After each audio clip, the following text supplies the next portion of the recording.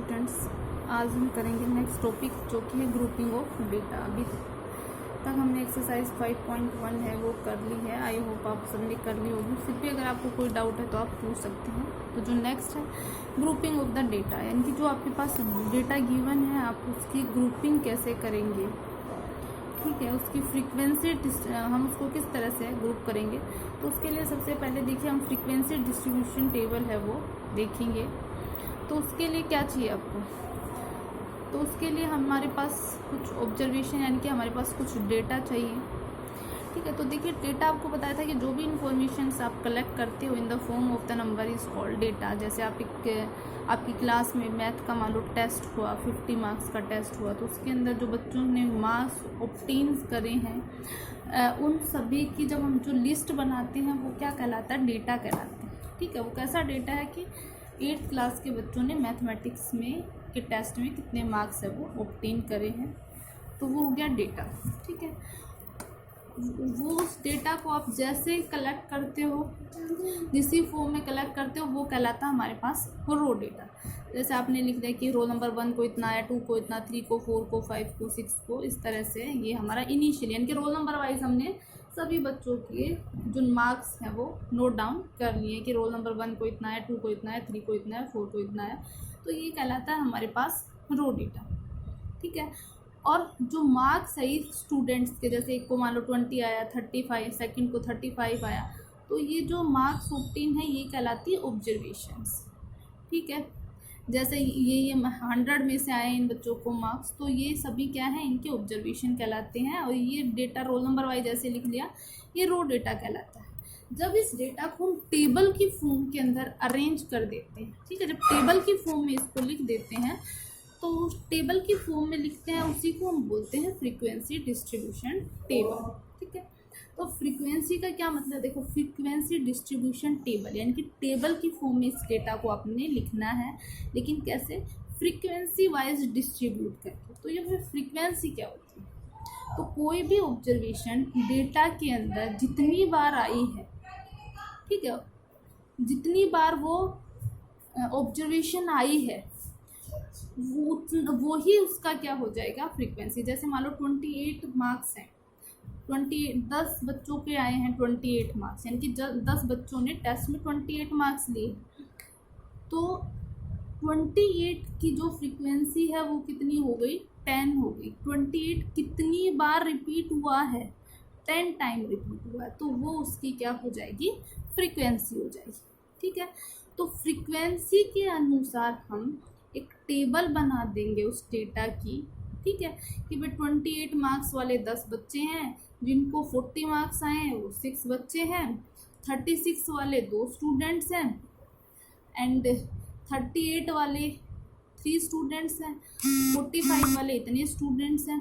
तो इस तरह से जब हम फ्रीक्वेंसी के अनुसार जब एक टेबल बना लेते हैं, टैली मार्क्स का भी हम उसमें यूज़ कर लेते हैं, तो वो जो टेबल कहलाती है हमारे पास क्या कहलाती है, फ्रीक्वेंसी डिस्ट्रीब्यूशन टेबल। जैसे कि ये टेबल है, इसमें मार्क्स हैं और नंबर ऑफ स्टूडेंट्स हैं, ठीक है।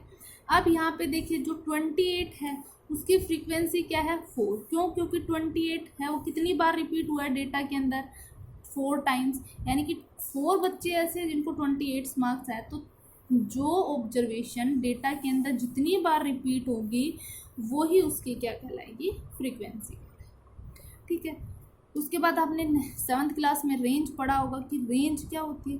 तो देखिए ये आपके पास डेटा है, इस डेटा की जो मिनिमम वैल्यू है यानी कि जो लोवेस्ट वैल्यू है वो कितनी है, 28, यानी कि सबसे कम मार्क्स कितने थे, 28 आए किसी बच्चे को, और हाईएस्ट वैल्यू कितनी है, 92। तो इन दोनों का जो डिफरेंस होगा वो क्या कहलाएगा, आपके पास रेंज कहलाएगा, ठीक है।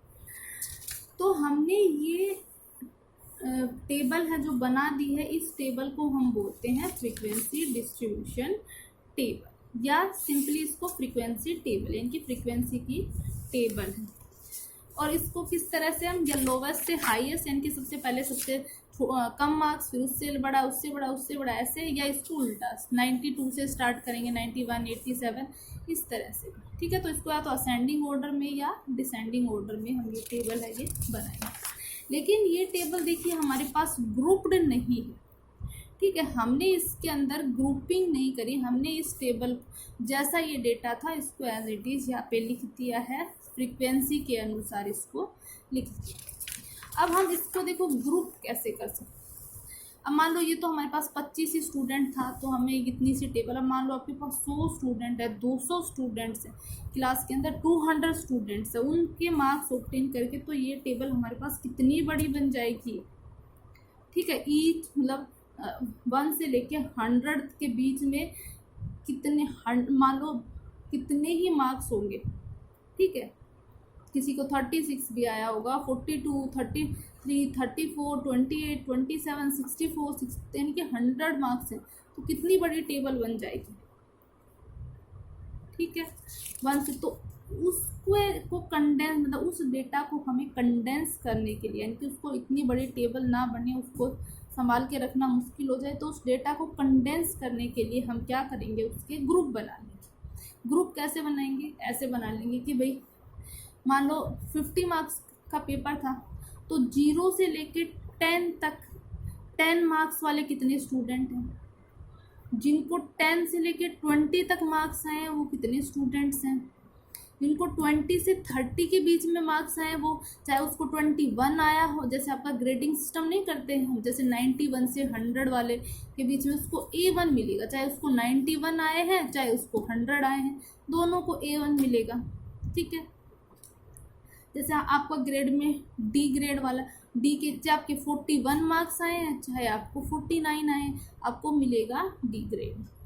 ठीक है, तो ये वही है। तो ग्रुपिंग कर दिया हमने कि 0 से 9 वाले स्टूडेंट्स लिख लेंगे भाई, 0 से लेके और जिसको 10 मार्क्स के बीच में आए हैं वो स्टूडेंट इतने हैं, जिसके 10 से 20 के बीच के मार्क्स हैं वो स्टूडेंट इतना है। तो इस तरह से हम उस डेटा को क्या बना लेंगे, ग्रुप बना लेंगे। ठीक है, देखिए जैसे ये था फॉर एग्जांपल, ये हमारे पास 60 स्टूडेंट्स हैं जिनके टेस्ट में मार्क्स आए हैं आउट ऑफ 50। तो ये इतना बड़ा डेटा को आपको बनाने के लिए कितनी बड़ी फ्रीक्वेंसी टेबल बनानी पड़ेगी, इसलिए हमें इस डेटा को क्या करेंगे, कंडेंस करेंगे, छोटा कर लेंगे। ठीक है, उसको ग्रुप बना लेंगे उनके, और उन ग्रुप्स को हम क्या बोलते हैं, क्लास इंटरवल बोलते हैं या क्लासेस बोलते हैं। जैसे ग्रुप 0 से 10। ठीक है, इस 0 से 10 के अंदर देखो 0 मार्क्स इंक्लूड है लेकिन 10 इंक्लूड नहीं है, तो ये 0 वाला 0 जिसको 1 आया, जिसको 1 2 3 4 5 6 7 8 9 तक। ठीक है, इसी तरह से 10 से 20, तो ये 10 तो इंक्लूड है लेकिन 20 इसके अंदर इंक्लूड नहीं है, यानी कि 10 से लेके 19 वाले स्टूडेंट्स हैं वो इसके अंदर है, जिनको मार्क्स आए हैं वो यहाँ पे। तो इस तरह से तो देखिए कैसे बना लेंगे, 0 से 10, यानी 0 से 10 मतलब जिसको 0 से लेके 9 तक के मार्क्स आए हैं वो 6 स्टूडेंट, जिनको 10 से लेके 19 मार्क्स आए हैं वो 15 है, जिसको 20 से 29 आए हैं वो 17 है, जिसको 30 से 39 आए हैं वो 10 है, जिसको 40 से लेके 49 तक आए हैं वो है 12। तो टोटल कितने हो गए, 60 हो गए। तो इस तरह की आपकी जो टेबल होगी वो टेबल हमारे पास कहलाएगी ग्रुप्ड फ्रीक्वेंसी टेबल। ठीक है, डिफरेंट अपर लिमिट और लोअर लिमिट का वो क्या साइज ऑफ, ये क्लास है, इसका जो साइज है वो क्या कैसा होगा, तो अपर लिमिट ये है, लोअर लिमिट ये है। अपर माइनस लोअर यानी कि 10 माइनस 0 क्या कहलाएगा, आपका क्लास का साइज कहलाएगा, साइज ऑफ द क्लास। इसके अंदर देखिए 0 इंक्लूड है, 10 इंक्लूड नहीं। ठीक है, तो विड्थ और क्लास का साइज क्या हो जाएगा, 10 माइनस 0 यानी कि 10। ठीक है, 20 माइनस 10 10। अब आता है नेक्स्ट, क्लास मार्क क्या होता है। क्लास अपर लिमिट और लोअर लिमिट को ऐड करके उसको 2 से डिवाइड कर दें, यानी कि एवरेज ऑफ अपर और लोअर लिमिट, तो ये कितना आ जाएगा आपका 5। ठीक है,